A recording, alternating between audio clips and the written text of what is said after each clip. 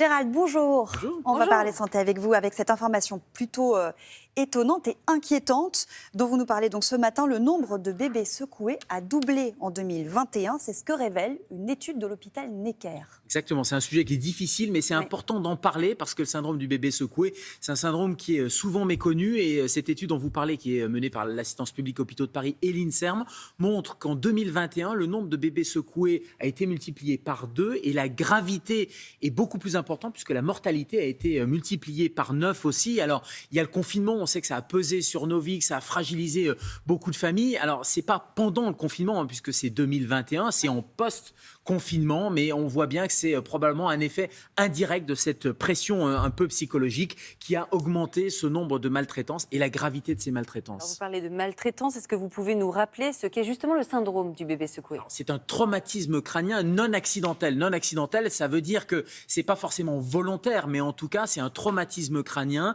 lié à une négligence ou à une maltraitance. Et en fait, c'est le fait de secouer un parent épuisé, va secouer son bébé, il ne résiste plus aux pleurs, il est complètement dépassé. Et quand on secoue un bébé, eh bien, la tête du bébé va passer d'avant en arrière et regardez l'intérieur, ce qu'on voit en rouge, c'est le cerveau en fait qui va taper à l'avant et à l'arrière et ça fait des lésions cérébrales, des lésions oculaires, des lésions neurologiques avec des conséquences qui sont irréversibles. Bref, et Gérald, parfois il ne faut pas secouer beaucoup, parfois c'est juste comme ça. Exactement, c'est juste cet épuisement qui fait qu'on va secouer un peu, sauf que la tête du bébé, les muscles sont très peu résistants et surtout le cerveau à l'intérieur, la boîte crânienne, elle est fixe, le crâne ne peut pas se déformer. En revanche, le cerveau va taper, ça fait des hématomes, ça fait des bosses. Le problème, c'est que des bosses à l'intérieur du cerveau, eh bien sûr, c'est dramatique. Alors, il y avait une campagne du ministère de la Santé qui avait été menée. On ne cesse de rappeler qu'il y a 200 cas par an. Il y avait eu des clips vidéo.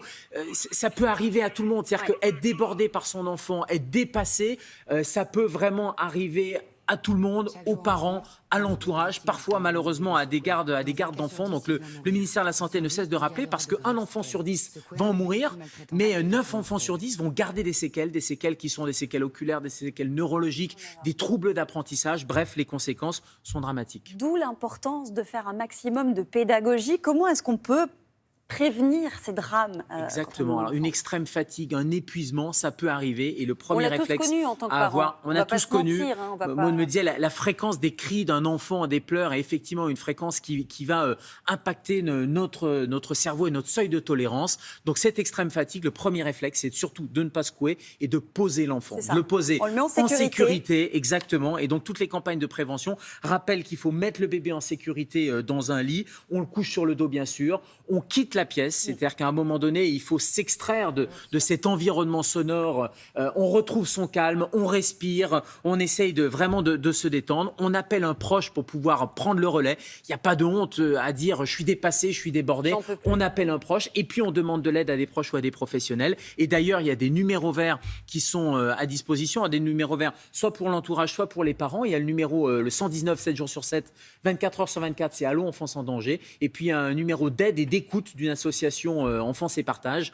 Je crois que Julia, vous connaissez bien, qui est 0800 00 34 56, qui là aussi est une aide et permet aux parents qui ont besoin d'un appui extérieur de pouvoir solliciter, de pouvoir en parler, de pouvoir faire redescendre la température. Il ne faut pas avoir honte avec ça, on a tous été dépassés, il faut se faire aider, c'est tout. Il faut se faire aider et il ne faut surtout pas négliger ces gestes qui effectivement ne sont pas des gestes de violence, qui sont des gestes malheureusement qui peuvent très vite devenir maltraitants.